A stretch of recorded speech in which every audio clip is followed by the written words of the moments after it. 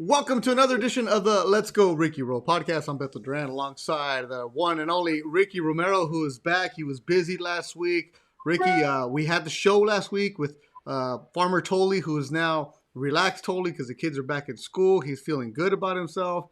How are you doing, man? Good, man. I'm good. Yeah, sorry I missed you guys last week. But yeah, I mean, just kind of been enjoying the last few days of baseball. I mean, this weekend was crazy with the race in the AL East and the wild card and all that. That was fun to watch. Had a little nice setup here. I already have 3 TVs in the man cave, and then added a fourth one because there was just so much going on. But yeah, man, still a little bummed out that the Toronto Blue Jays are not in the playoffs. Obviously they had a tremendous year, and for them to have missed the playoffs is just freaking sucks, man. But you know what? They have a young team, and hopefully they keep that core together and make some good signings, and they'll be back there again. Yeah, as we were saying earlier, or a couple weeks ago, we're going to do a breakdown of what's going on in the playoffs, but then we can't do that today because we got wild card games. Today, as we're recording this, later on, Yankees and Red Sox will go at it. Then tomorrow on Wednesday, Dodgers and Cardinals. So next week, next Tuesday, we'll have a full baseball breakdown. I know we don't normally do that here where it's like, oh, let's break down baseball, but it's playoff time. It's fun. Yeah. But to give you guys a heads up, we're going to have Arash Madani from SportsNet in Toronto in about 15 minutes. He's going to join us. But Ricky, it was cool to see how everything broke down on Sunday. Baseball, as I say, I don't watch much of it anymore because I don't have to work it every single day, but I keep an eye on it. And for me, I work at CBS 2 here in Los Angeles, and there was a lot of football going on. Our entire show was about football, but I'm like yelling from the one room to like where the production assistants are, they're editing. And because of you, I'm following what the Blue Jays are going on in our group chat, and I'm yelling at one of the production assistants, like, let me know what the Red Sox doing. Let me know what the Red Sox doing. Let me know. Then it's like, I'm getting an update on the Blue Jays. And then one of them finally comes up to me and they're like, Beto, don't you care what the Giants are doing? I'm like, who cares about the Giants? Because I'm so invested in what Toronto was doing, man. No, It sucked. I feel like our group chat definitely grew closer and closer to that team because, obviously I have ties there, and how much I talked about them and brought them up. It's just, it's tough. It's not that hard to root for them. And again, it was just a bummer because you went from such a high. They come out banging against the Orioles, and then the Nats take a 5-2 lead against the Red Sox, and everything's looking gravy. And then all of a sudden, boom, they give up 3 runs, give up the lead, and it's game over. So, yeah, I mean, you know what though, Beto, and I thought about this, and I sat back and I was like, when people say, "Oh, it's only April, it's only June, it's early," hell no, it's not early. Every game matters in the game of baseball, and we've seen it. How many times have we seen it in the past few years where it's the 162nd game in the big leagues means something? Always. It always happens. And it's just, to me, it's just like, you start having all these thoughts. And I didn't want to have them on Sunday, but now we're Tuesday, and I kind of had a chance to reflect on it. And I'm just sitting here and I'm like, man, if only they would have won that game. If only they would have won that other game, they wouldn't be in this position. So you start kind of thinking of those what ifs, and I mean, they came so close, man. But again, every game matters in the game of baseball throughout the whole season, no matter if it's the first game, the second game, or the last game of the year. Every single one matters. Yeah, you had your setup where you normally have your 3 TVs for football, but then you had the baseball one, you had 4 TVs going on, and you're going back and forth and watching it. And full disclosure, I was the one who said that the Giants were going to fall back. I said, like, in September, it's okay. The Dodgers are going to catch them because they had never been there before. This Giants team, they had a bunch of players. You still don't know who they are. Like, I still had a lot of confidence in the Dodgers. I still have a lot of confidence in the Dodgers. Watching them because they're going to get them. And then the Dodgers got hot because I kept saying, hey, don't worry. They're going to get hot. They're going to get hot. I didn't think the Giants were going to stay that hot. I even said that they were deflated after one series. I took full ownership.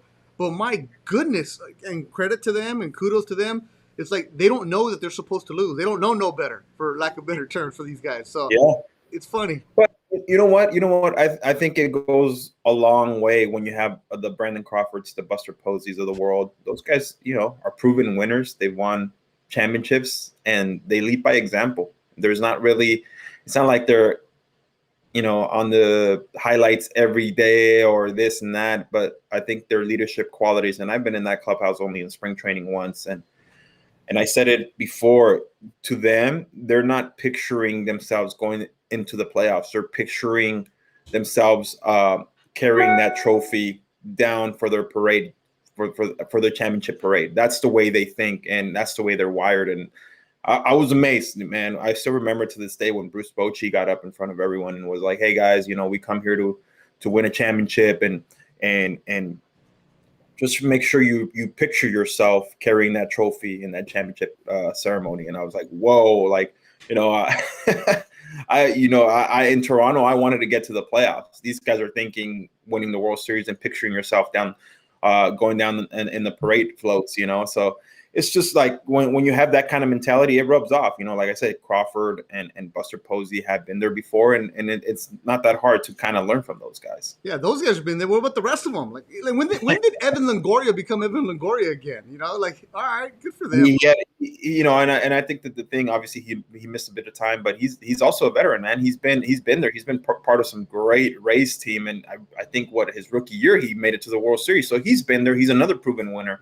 He had that big home run on that 162nd game too, and that put the Rays in the playoffs. So he's another guy that I'm sure they rely on again. But when you have like Logan Webb, Webby leading the staff, and Steven Duggar in center field, those are all young guys, but guys that I'm sure have bought into the Giants way, and that's why they had the year they had, and they surprised a lot of people. But this is the beauty of this game. You just go out there and you play hard, and you do the right things, good things are going to happen to you. And that's what's happened with the Giants, I think. And it just, again. You hear that, people? Legit hardcore baseball talk. You didn't think you'd get that on that podcast, huh? See, we have depth here, people. It's not just us messing around. And it stinks, man. I mean, it stinks that if the Dodgers win tomorrow, they'll have to face off against each other, and one of those 100 game winners is going to have to go.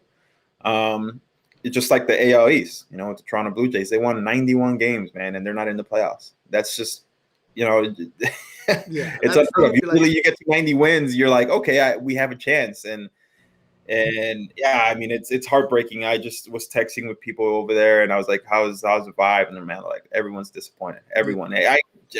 You did what you can do. You did what you had to do it against Baltimore. You go out there and you sweep them, and then still don't make the playoffs. Again, I felt that I kept telling Carl, I was like, man, I can't believe they're not in the playoffs, just because. And you know what? And I feel like, Beto, you've heard me talk a lot about Vladdy and Teoscar Hernandez and Mark Simeon, Bo Bichette, and those guys. The years that they had, man, those years are freaking crazy years. Yeah. They have potential Cy Young Award winner, and they're not in the playoffs. It's crazy how this game can work sometimes. That's why baseball is awesome and sucks at the same time. Because you're like, wait a minute, I'm doing what I'm supposed to do, and then a team that has a payroll of $3 in Tampa Bay is doing what they're doing. And then, like, if Tampa, that's another story for another day. If Tampa Bay would just keep a team together, what could they be? But that's what they do. Well, you know what's crazy though? They get rid of guys at the right time. Like you think, like when they got rid of Blake Snell, everyone's like, what are they doing? And then Blake Snell is supposed to be the big time guy in San Diego and doesn't do well, and it's just, that to me was like, that team to me was the biggest disappointment here in the big leagues. I think. I mean, they were set up to win, or they, on paper, they were set up to win. They was built to win, and they just didn't do it. But again, that's baseball. That's what happens. The talent. I don't care what kind of talent you have on paper. If you don't go out there and win games, you're not going to be in the playoffs. Yeah, and if you go back and you listen to last week's podcast with Josh Tully, it was just me and Tully. We were talking about what it's like the final week of the season. He's like, we have that extra one playoff. Or we have, Tully would say, on teams where you're done and you already booked your vacation and your car already been shipped back and you're playing for incentives and you're playing for bonuses, and it's what you're doing. And I've been there because I would cover the Dodgers, and it's like, okay, the last couple games of the year, you're getting ready for playoffs. Then on the flip side, I'm on the Angel side, and it's like, 1, 2, 3 Cancun. Okay, all the Dominican guys are picking up all the gear. They're going to ship this back, and the clubbies are freaking out. It's a different world of what you see. And you're like, you guys are playing the same sport. It's cool / weird. Josh was there obviously for the playoff years. I never even came close to sniffing the playoffs. Never? In my time in Toronto, no. So, I mean, we were usually out of it. It didn't mean that we weren't going hard. I was still, I mean, I'm a competitor. And you know, you see me on the golf course, I'll bet anyone anything, even if I know I don't have a chance. It's just I'm not going to back down. So I always wanted to end the year on a strong note. But yeah, I mean, you usually, you're like, okay, what am I going to do this offseason? Where am I going? You know what? I wish I would have, like I said, been into golf a little bit more. I would have way more golf vacations set up for myself, but I didn't. Honestly, the only vacation I ever took was in my, in 9, I didn't take one, 10, no, 11, no, 12, no. After the 13th season, my career was kind of going down the shitter with injuries and stuff, and going up and down that whole year. I booked a vacation to Italy with Cara, my wife. Oh, that's right. And that was the only time I ever booked a vacation, though. Really? All the other times I felt like I just wanted to come home, kind of wind down, and then get ready. That's why I say, man, sometimes I wish I wouldn't have taken it like super hard. I was hard on myself. I'd come back and I was like, all right, 2 weeks, and then I'm back in the gym. I'm back throwing. I'm back doing this. I'm back. It was just hard for me to wind down. Like I just wanted it so bad, and wanted to keep going. Wanted to stay in shape, and just was gonna do everything possible. I never really gave myself time to say, okay, you know what, you deserve this. Let's go enjoy this. Let's go. Don't here. you need that? I think so. I mean, looking back at it now, looking back at it, obviously, I mean, you need stuff like that, and but again.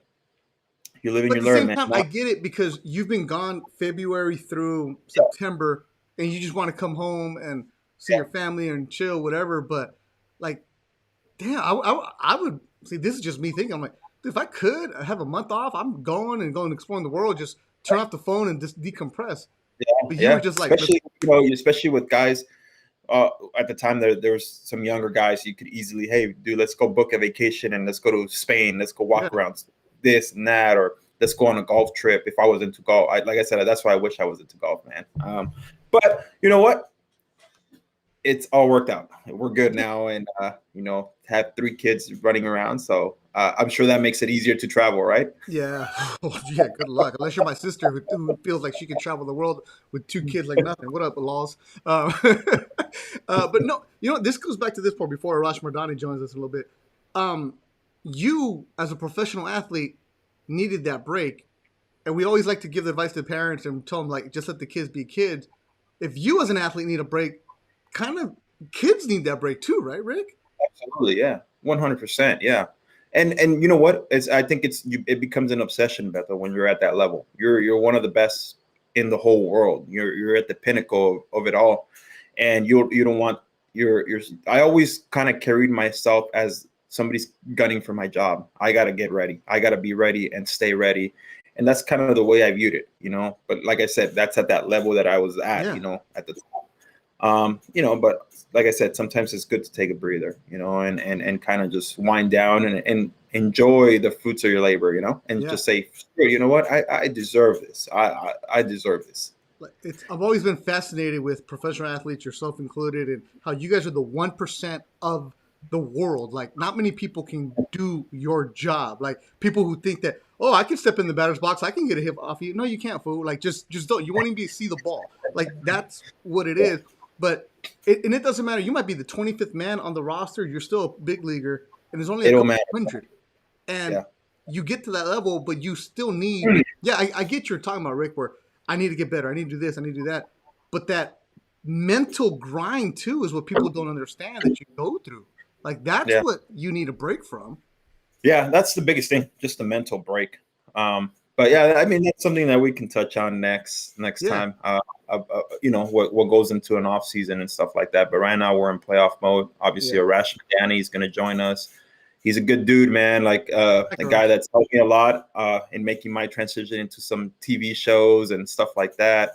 He has a lot of experience throughout sports. He's covered some really cool events. So I'm kind of excited to hear that side of it. You tell us your side of, covering the Lakers, Kobe Bryant, and all that cool stuff. And to me, it's fascinating, how you guys view it. If you guys get nervous, watching a big time sporting event, if you guys get nervous, if he has to go interview Tom Brady, like, is he like, you have to be like, hey, like almost like a pitcher, hey, I'm going to own this moment. This is my time, like you can't, I'm sure guys get crumble sometimes in trying to ask these guys questions, I mean, I'm sure you deal with Greg Popovich, right? Like when I first started off as a reporter in LA, I covered the Clippers because I wasn't good enough to be the Laker guy. I would do the Clippers, and I wasn't even the Clipper guy. I would get the Clippers visiting team. So I had to go interview the visiting team. And who's covering the Clippers in the early 2000s? Nobody. Who's around them? The Spurs. It's like they have two people. And Pop look at me and he's like, what do you got? And Arash Madani knows about Greg Popovich, right? What's up, fellas? What's up, guy? How you doing? I'm doing great, man. How you guys doing? We're good. I'm just telling Greg Popovich interview stories. Oh, wow. Fantastic. What's the best one? The one when he told me, who are you? Don't you know about us? I'm like, yeah, I do. He's like, never heard of you, Pop. Yeah, so Popovich, I asked him, right? I was a young reporter, and I asked him a question, and Popovich looked at us, and we're in a Clipper game, and nobody pays attention to the Clipper games in the early 2000s. And Popovich says, what kind of question is that? Looking right at me. And I'm like, fuck, I wrote that question down like 5-6 different times. I know, because I knew to come prepared. I didn't say talk about it. I had a legit question. And I shot back. I was like, it's a pretty good question.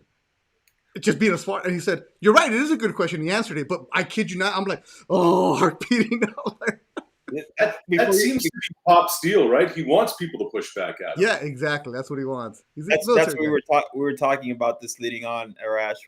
Thanks again for doing this, obviously. But we were talking about that, like, how is it, when you guys have to talk to athletes or coaches, and like, does it ever get intimidating? He was telling this story about when he first started. Do you remember any first stories when you first started and you're like, oh shit, like I got to go interview who? I just remember being at Foxborough, and obviously not a one-on-one with Belichick, but just even asking Belichick a question. I'm like, I cannot end up on the internet after this question. Like I was just so. And it was before the second Giants-Patriots Super Bowl, so I just wanted to do the connection with him and his past with the Giants. And I'm like, oh, God, I really hope I don't fuck this up because, man. It's hard being us, right, Arash? Well, especially with guys like Popovich and Belichick. Like, if you're around Romero and Gibbons and Montoya, it's no biggie, right? Like, these guys are child's play compared to those guys. Yeah. Do you think that it's their intention to kind of mind fuck the media and all day 100%. all day? That's interesting. That's interesting. But Arash Madani, don't you think your buddy Bautista had a little bit of that in him? Yeah, at times, yeah, I think so. Really? Yeah, he was so smart that don't come at him with like a dumb question because he would be like, what? Yeah, but yeah, I mean, you know what? It happens. I feel like when from an athlete's perspective, you kind of see it sometimes. You guys see it when like a question gets asked and it's the same question, and it's like, bro, like, did you write these down? Like, come at me with a little bit more. Rick, I'll tell you right now, Rick, they didn't do it because TV people are the worst. They're like, oh, talk about this. It's like TV people never listen to what everybody else is asking. They just want to ask their question, right, Arash? Exactly. Those damn TV people. But you know what the biggest mistake of all is, fellas? And I tell kind of students and people just getting started in the industry this all the time, is that some people come in with like 4 or 5 questions pre-planned. Mm-hmm. And after asking the first one, all they're thinking about in their head is executing the second question instead of listening to the answer. And sometimes the answer that the athlete or the coach or the manager or whomever is going to provide you is going to offer so much more insight and take you on a different path and make it conversational. You know, if Ricky's telling me something about how much he's, I asked him a general question just to get things going, and he's talking about how there's something going on that's bothering him, and my next question does not follow up on that, then that's a failure in what I'm supposed to do. Yes, it is. Right there. And you know what? As an athlete, one of my biggest pet peeves too from the media was when they ask you a question and then they turn away. Right. I was always, what the fuck? What's going on? You really are not interested. You just have the recorder and you're just gonna go back and you're gonna write whatever you got to write. But at least look at me. And like you said, Arash, I think it's important to be able to have that conversation and be able to, like, if you hear something, follow up that answer with maybe a question of your own, not something that's memorized. And that was my biggest mistake on TV. The first few times I came out on TV, trying to memorize things and trying to say, okay, this is what I want to talk. And then kind of forgetting my points, my first point, and I was already thinking about my second point and my third point. And I remember talking to Beto, and he was like, bro, no, just focus on one, and then you're gonna ease up on it, and it's gonna lead on to the next one. And trust me, if you start looking ahead, you're screwed. The biggest thing is just react. Like for you, Ricky, is react to what you're watching. Like all you're doing is talking ball. And that's the main thing. I think I don't even know how we got onto this conversation from I think in the broadcast world, the biggest mistake is we go back to like 5th grade public speaking assignments and how we're supposed to like give a speech in elementary school. That's not what we do anymore. In this realm, we're just talking ball. Yeah. You know, and that's the person sitting at home. We have to remember who's our audience. It's the person at home who just wants to listen to us talk about ball or watch us talk about ball. They want to ignore their day. Arash Madani, right? Arash? Yeah. Because I know Arash. Hey, fellas, by the way, I brought this just here. This is a Ron Artest bobblehead. This is my guy. This is why he's my guy. I knew Ricky Roberto was going to be on this deal, and I'm like, I got to get my guy Ron represented here. So, Nick, that's just for you. Yeah, Arash Madani. Wait, hold up. I know Arash Markazi, but you're Arash, right? Yeah, I mean, you know how it goes. Yeah. White people have a hard time saying ethnic names, so we just go with whatever they tell you, whatever they say. As a Umberto, I appreciate you, Arash. There you go. Arash Madani from Sportsnet in Canada. I actually met him at the World Series a few years ago, and I was like, hey, Ricky Rowe says what's up, and he told me, well, F Ricky Rowe. I'm like, all right, cool. I guess you guys know each other really well. And I said, oh, well, you know Kara, too. Oh, I love Kara. Kara, yeah. Yeah, that sounds about right. That sounds about right. It sounds about right. No, but you know what? That's kind of the relationship we've built, and and I say this all the time, Beto. That's part of the reason why I've been blessed with the opportunity to come back to Toronto, because I was able to maintain a good relationship with everyone in the media, and I never really, at times, you get frustrated and stuff, but it's normal. But a lot of the times, it was always, hey, they got a job to do, and I gotta be a pro about it. That's pretty much what it comes down to. When I tell young athletes, be a pro, just be a pro with the media.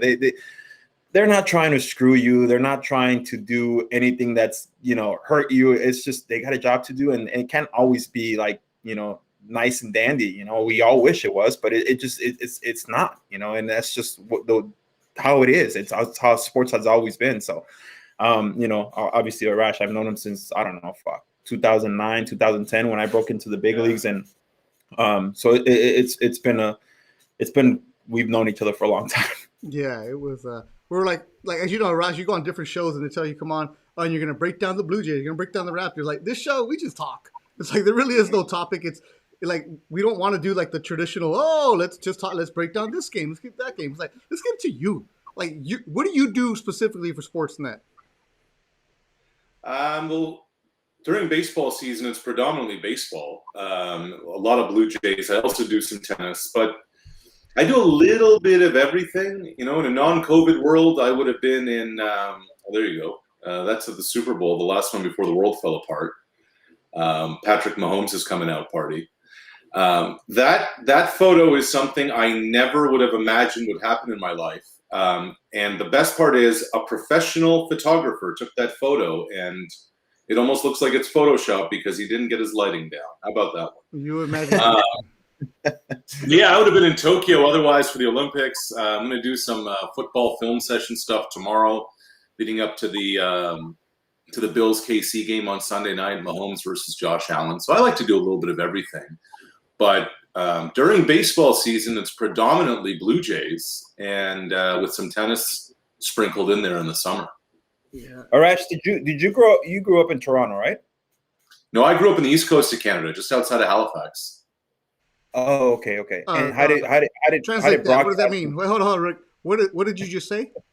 I'm in LA. What's Halifax? Come on now, you know Halifax. Oh yeah, sure. Okay. So here's My the thing about Canada stuff. Halifax. Look, my Nova Canada Scotia stuff is in stops the in Toronto. Atlantic time zone, which Yeah. is 1 hour. Nice lid there.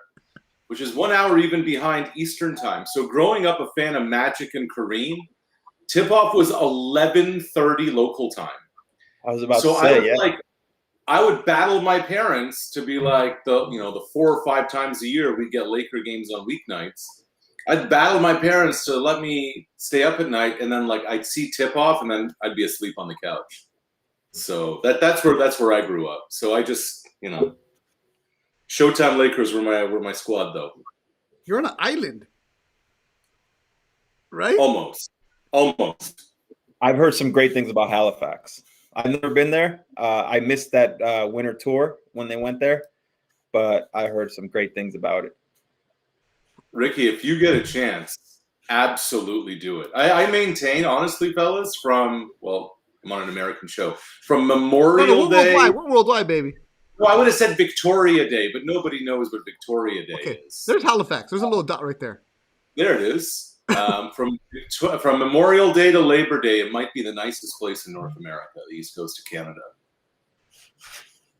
Jeez, that's yeah. Yeah, a lot of our listeners have never left their backyard, so we kind of amazing. All right. How did broadcasting become appealing to you, Arash? Like growing up, like were you just like, I want to interview players or be on the field for stuff like that? I mean, obviously your love for sports has always been there. So how did that come about for you? Yeah, honestly, I watched Dick Stockton do CBS, NBA on CBS, and Al Michaels do Monday Night Football. And I'm like, this is amazing. And, they get a chance to be around practices and games and talk to the people. And then I just really enjoyed how, some of the halftime segments and some of the storytelling things that were going on, and they were able to tell me something I hadn't heard before. And I always thought that was really cool. Yeah. And so that's something that I just kind of gravitated towards because I was just never good enough as an athlete. I'm asking a dumb question here. As a kid born and raised in LA who's never left the LA market, do they show the US games in Canada, or do they show the Canada broadcasters? Oh no, it's the US broadcasters. The only time, I'm trying to think, like the Olympics, Canada would produce its own stuff. But in terms of the 4 major sports, Blue Jay games are produced in Canada. But we'd get all the US networks, NBC. So Monday Night Football, you're hearing Al Michaels and Dan Dierdorf. Oh yeah. Oh. So I'll tell you guys this funny story. So my father is the reason I'm a Vikings fan, because they moved to North America in the late 70s. And at that time, the Vikings were actually half decent. They got to 4 Super Bowls, lost them all, because that's what the Vikings do. So we grew up in the East Coast. We had all the Boston affiliates. Like I grew up with terrible Patriots teams. And then when I was in high school, they drafted Drew Bledsoe, and I'm like, this is a fun team, blah, blah, blah. Anyway, I'm walking home from the parade in 2019, the Raptors parade, and I'm sunstroked and dehydrated and exhausted. I'd worked it. And I called my dad, and I'm like, you know what, man? You are a real asshole. Like, you infected me with the Viking disease. I just went to a parade, and it was so fun, and it was so joyous, and everyone was having the time of their life.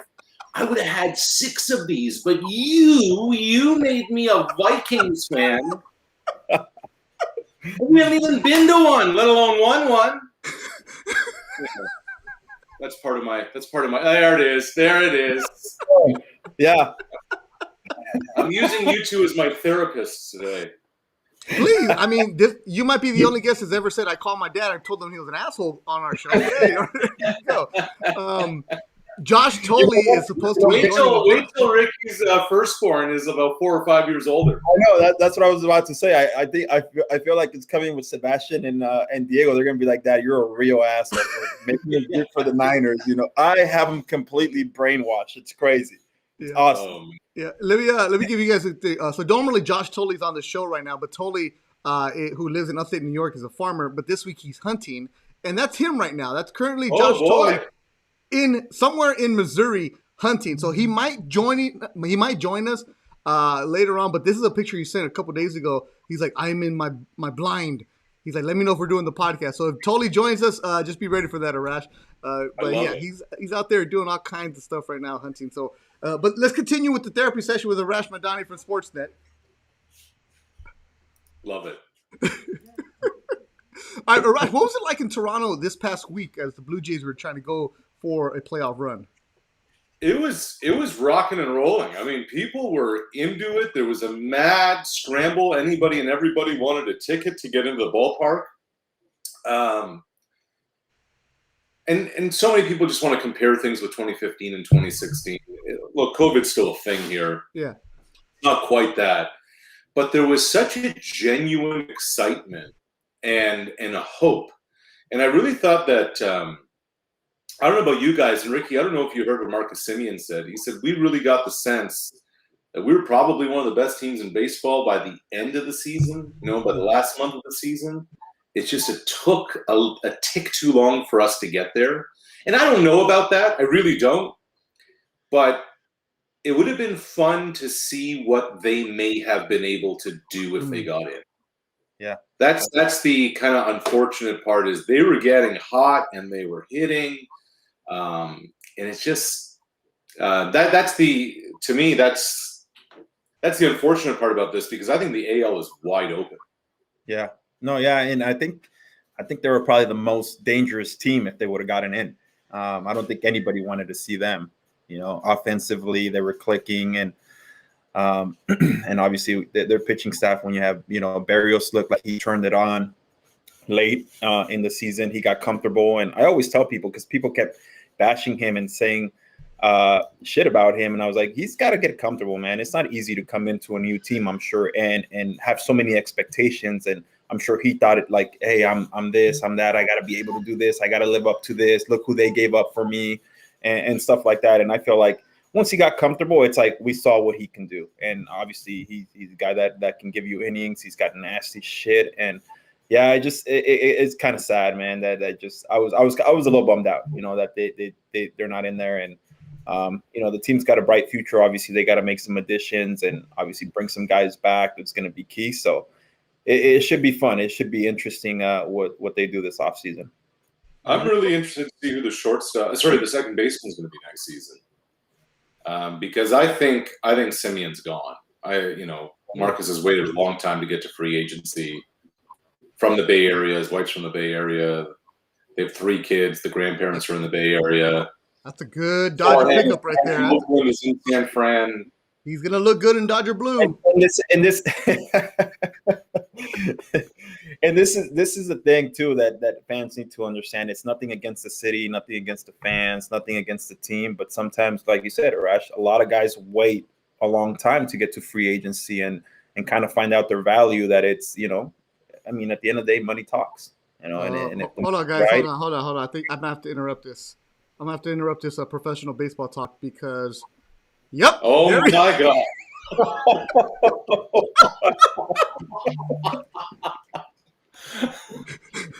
What's up, boys? Arash, how are you?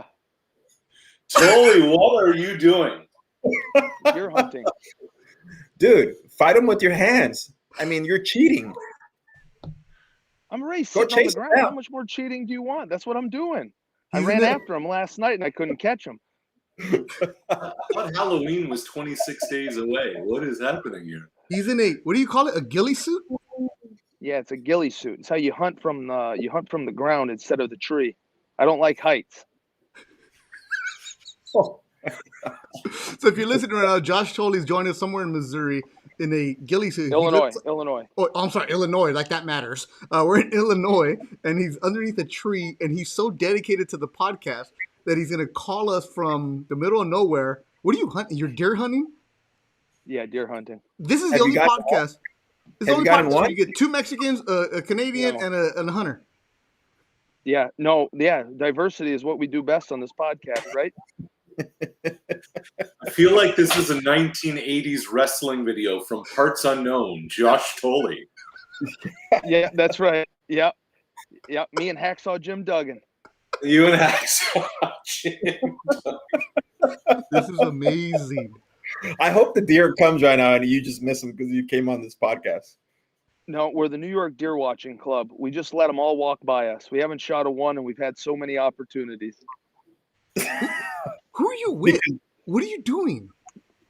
A couple of my buddies from back in New York. We came out to Illinois to chase down the big buck, and we can't find him.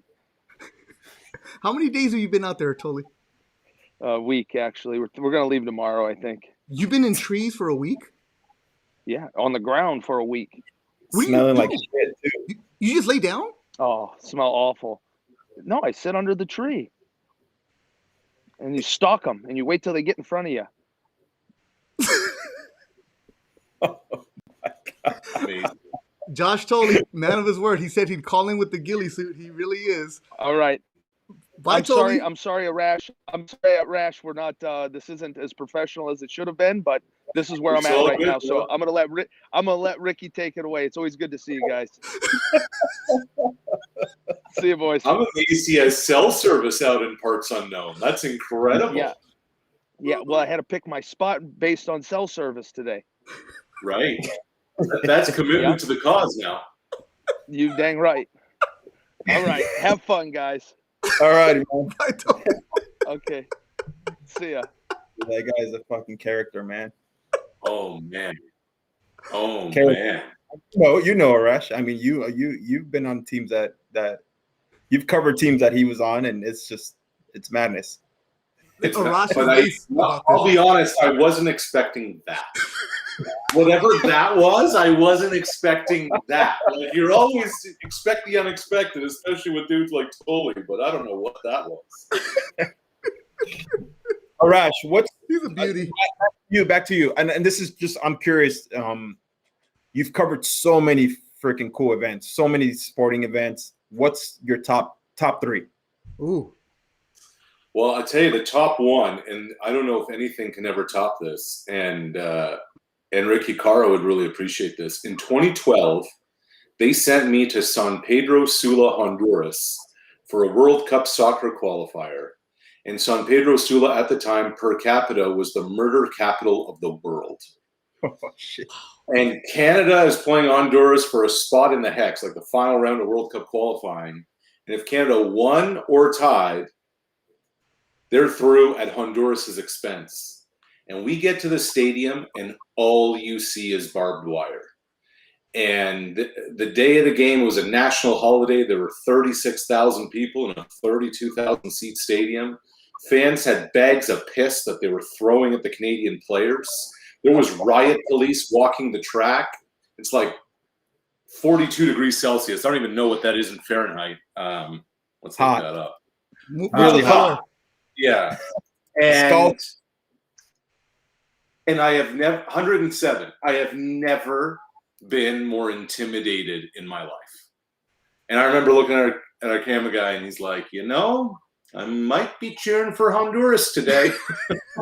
Because we literally weren't sure if we were going to get out of there alive. So that was number one, because I've never experienced anything like that in my life. And and I'm giving you the real basic bullet points of it. It was the most intimidating scene I've ever encountered in anything anywhere. I mean, any Spanish you understand? No, but Salva Vida beer is what they were pouring that week when we were in Honduras, and I drank a lot of that. So you never find. We were actually looking for some in LA the last time I was there, but we couldn't find any. Yeah, no, we're all right. We're all right. That's cool. It's the adventures that you get on. Yeah, that's the one thing I'm always fascinated with you guys, because you guys cover so many sporting, and I always wonder. I'm like, I wonder if they're ever like nervous, like in a big game situation, if they're sitting there like, oh shit, like, oh God, like what's gonna happen next? If you're covering a Super Bowl, if you're watching Patrick Mahomes march down on the Niners, and you're sitting there, and you're like, oh man, this is gonna end. Like, with the win for them or whatever it is, or, you being there for the Jose Bautista home run. Like, I heard that place was insane. Like, I heard the earth shook that day in Toronto. So, I mean, I always wonder what was it like seeing it from, if you guys become fans or if you guys still keep it professional in the sense that, all right, I kind of witnessed this. It's cool. Next. So, Rick, you'll appreciate this. You mentioned Patrick Mahomes. So in the fourth quarter of the Super Bowl, we're basically in a tunnelway leading onto the field, waiting, watching the fourth quarter on TV monitors. And it's like, whatever, 6:15 kickoff and an hour halftime show. We're up against the clock. So 5 minutes in the fourth quarter, February 5th, 2020, I have a script that I'm looking at about basically comparing the San Francisco defense with the 85 Bears. It was to be about Kansas City's speed and the coronation for a quarterback revolutionizing the game. Coming into Super Bowl 54, their 43 points a game this postseason was number 2 all time in the modern era. All week, San Francisco's defense was told about it. Sunday, they showed they had heard just about enough. It'll go down as one of the great all-time defensive performances in Super Bowl history. The 85 Bears gave up 10. Seattle's Legion of Boom allowed only 8, and now make room for Robert Saleh's 2020 group in the conversation. And then, Ricky, the last 10 minutes of the game happened, and that script never saw the light of day. And the fact that he still has it on his computer, there you go. I mean, it was one of the most incredible things. You're just watching this. You're like, how can this happen? How is this happening? And then Jimmy G to Emmanuel Sanders just missing it. But that's the thing. It's sports, right? Like, you can try and prepare and project and whatever. And then sometimes you just put your phone away or you shut your laptop and you're just like, what am I watching here? What is happening here? That the bat flip game, there was a near riot in the stadium that night after the whole Shin Soo Choo, the Russ Martin's throwback going off his bat. And I remember getting a text from a buddy of mine whose wife is a cop, and he's like, there are riot police going to the Dome right now. And all of that was forgotten with one swing of the bat. All of that was forgotten because between Adrian Beltre and Elvis Andrews, they forgot to play defense for 10 minutes. And that's one of the beauties of sport, is that it's the best unscripted drama theater you could ever imagine. Yeah, and Rick, at those moments, when you're reporting, you're covering it, you're rooting for your story. You're like Arash, you don't care if they come back and win. You're like, just don't ruin what I already wrote. Don't ruin my time. And if on TV, they tell you, oh, you're going to get 3 minutes, and all of a sudden they come back, okay, you're 3 minutes now or 30 seconds. You're like, damn it, you worry about yourself. Forget the team. You worry about yourself, right, Arash? You've been working all day long. Oh, man.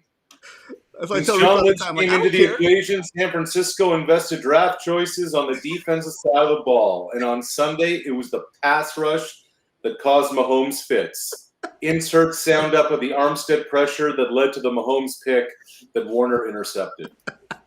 Never saw the light of day, Rick. Never saw the light of day.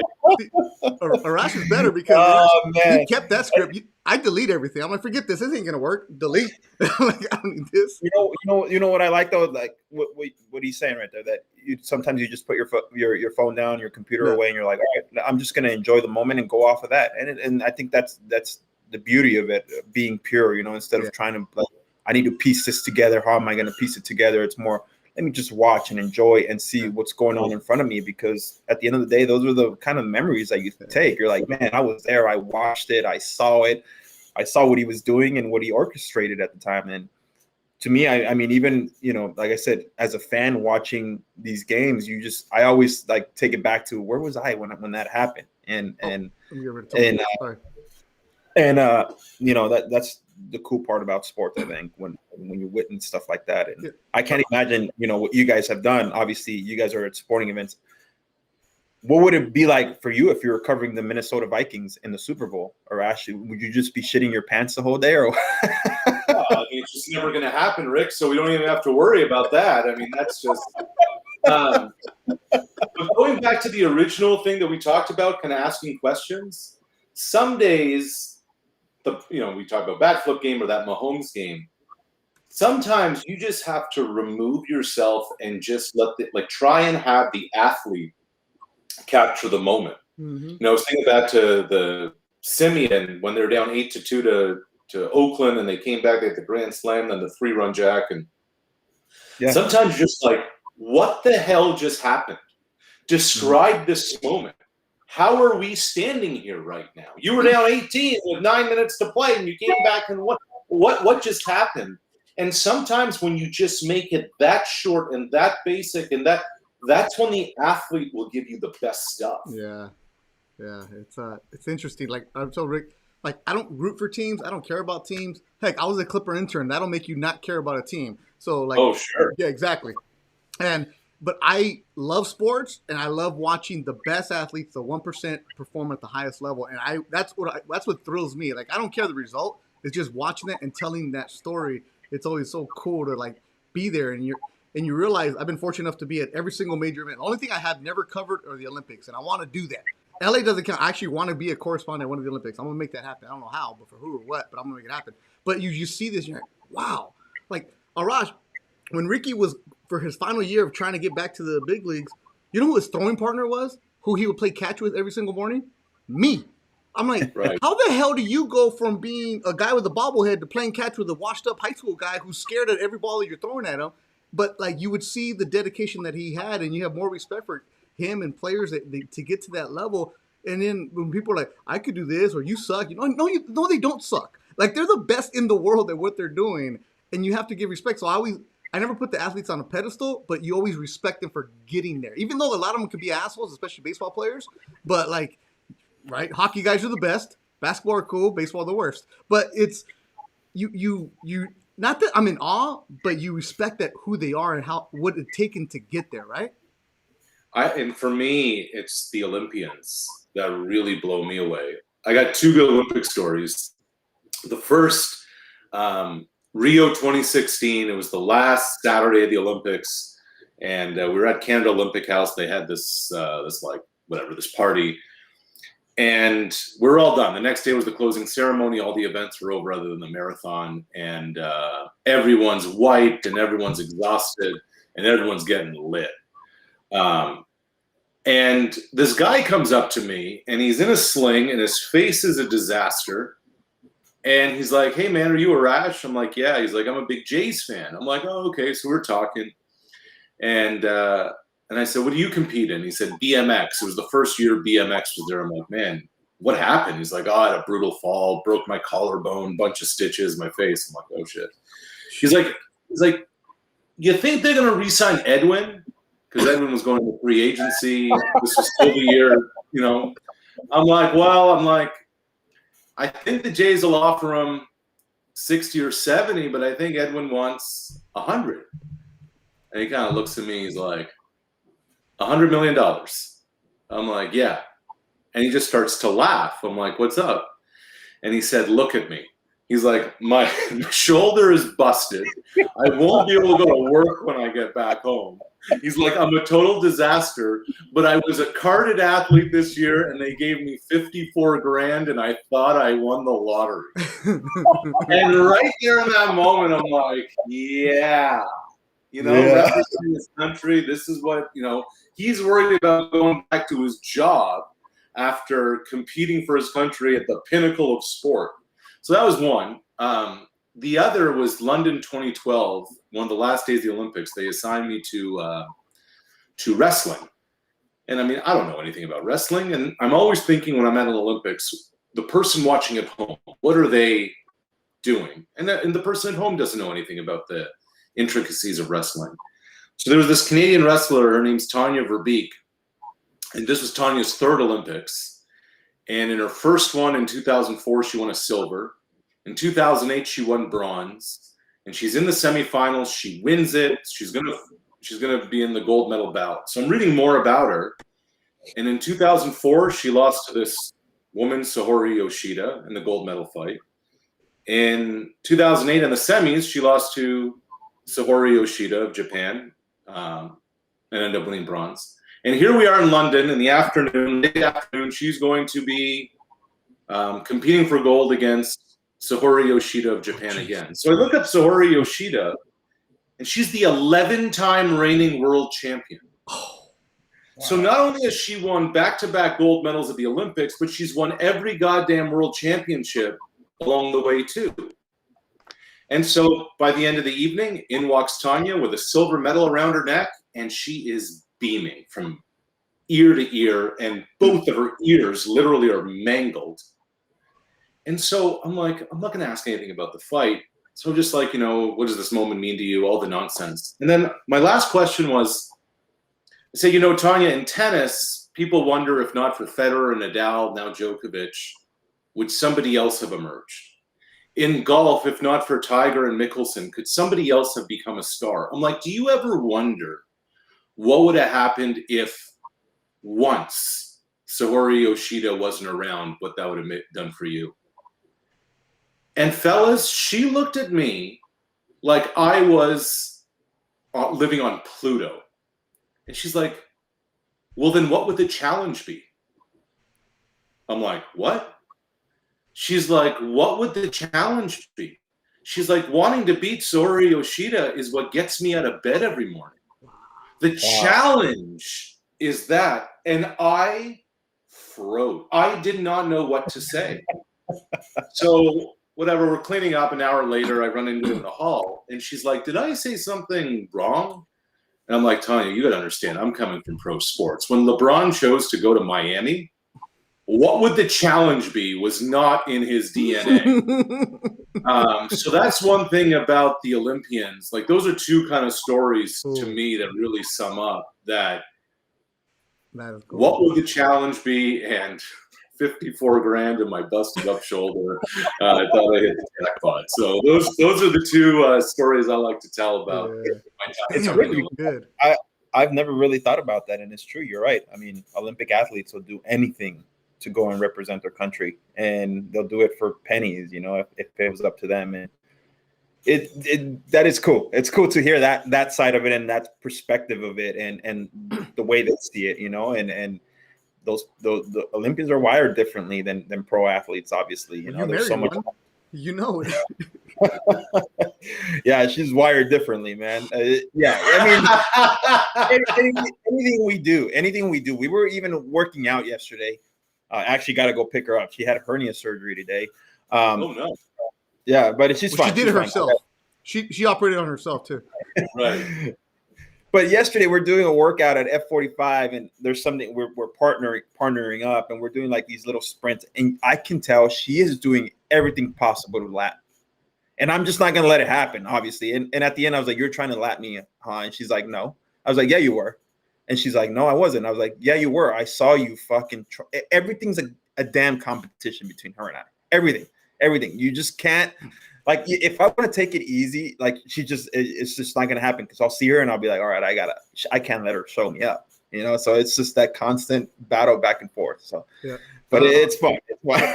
Arash, I know you got to get going, Arash. You got a busy schedule today, but a message came through. Andrea Gale, follower of the Let's Go Ricky Bro Instagram account, says, I cannot wait to hear Arash, the GOAT Madani, on the podcast. So there you go. Yeah. I appreciate it. Yeah. Let's see here. Ruben Polanco, our good friend, is actually listening while driving a forklift. He said he's going to send Yeah, so he's our good guy. He's our connection. He's actually our golf connection. So, Ruben, what's happening to you? I don't know. Ruben's an executive, but he's driving the forklift, so I don't know what's going on with him right now. So we'll just leave that one alone. And Justin Jones, a big fan of the show. Arash, that's a cool shirt. The Jays did a great job on National Day of Truth and Reconciliation. What does that mean? So September 30th is now a holiday in Canada. Over the last number of months, it has been really revealed some of the atrocities and injustices that were done to children, to Indigenous children, back a couple of generations ago. They were ripped away. Children were ripped away from their parents, taken to residential schools where they were abused, sometimes killed. And now it's coming to the forefront. So this orange T-shirt says "Every child matters." Wow. I'm a proud Canadian, but it's been very hard to process many of the ugly truths of our past. And there are a lot more conversations happening about what went on, and the reconciliation part is just beginning. So here's hoping some of that happens. Real cool. Let's hope so. Let's hope so. Yeah, that's it actually, when we were up in Canada, it's when we kind of obviously started seeing more about it and learning more about it. And Carl obviously talked to me about it and stuff like that. It's crazy, man. It's yeah. I mean, there's really no words for that. And I understand. I always shit stinks too, Ricky. That's one thing. As Canadians, we're proud of who we are, but once you start learning more about your history. That's what I was about to say. I mean, I always tell Beto, you really don't know how much Canada means to Canadians. Like, it's like how proud they are. I mean, and I always go back to this. I was like, I got to start an opening day, and there's nothing like 50,000 Canadians singing "Oh Canada." It's like it's crazy how prideful you guys are, and something I deeply appreciate. And I mean, I consider myself, somewhat Canadian because of the ties that I have, all the time I've spent there. I mean, to me, I always say this: the Toronto Blue Jays were probably one of the best things that ever happened to me, without a doubt. Wow, it's cool. So, Arash, we appreciate you coming on. And as a guy who's worked fights in Montreal, and I've seen it before, and a guy who started covering hockey and didn't realize that "Oh Canada" was played before hockey games. That's how little I knew about hockey in 2002 when I started. Like, why are they playing their anthem? They're like, because it's a Canadian team. I'm like, so do they play when the San Jose comes to town? They're like, no, dumbass. It's only when a Canadian team comes in. So, but I learned about "Oh Canada." So, Arash, I watched you from a distance. What did you learn about Montreal's nightlife after a fight, say St. Catherine Street at about 1 a.m? 1? Shit, 3 a.m. Fool. I was having a good.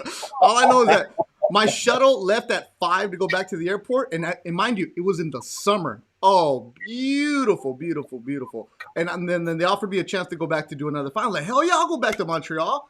Fucking January, biggest mistake of my life. Fuck that. Yeah, a little chilly that time of year. Yeah, I'm like, no. But yes, Montreal in the summer is amazing. It's beautiful. I would actually pay to go vacation in Montreal, and I don't pay for a damn thing. So that's how good I liked it. So well, we'll start in Montreal, get over to the East Coast in Nova Scotia, and we'll all meet up there, fellas. I want to go see the Northern Lights.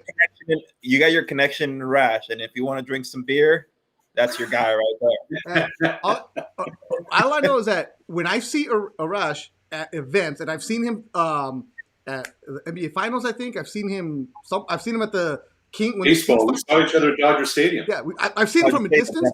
This dude is like the dude. I've noticed that because the Canadian reporters, I think David Amber is the other one who I've seen up there. You guys show up with not just a regular microphone, Rick. They show up with like a microphone on a hockey stick. And because they get into the scrum, I'm like, and then they put the hockey stick over and they get their sound. I'm like, these guys are fucking awesome. They know what they're doing right here. They're smart. The Canadians smart. They're smart. Yeah. That's why Carl is really smart. Their way will spear you right in the neck in that scrum. So that's what you didn't see. Arash Madani, appreciate you, man, and thanks for taking care of Ricky Showing the way on TV. You boys, great to see you. Oh man, that was good. That was good, Ricardo.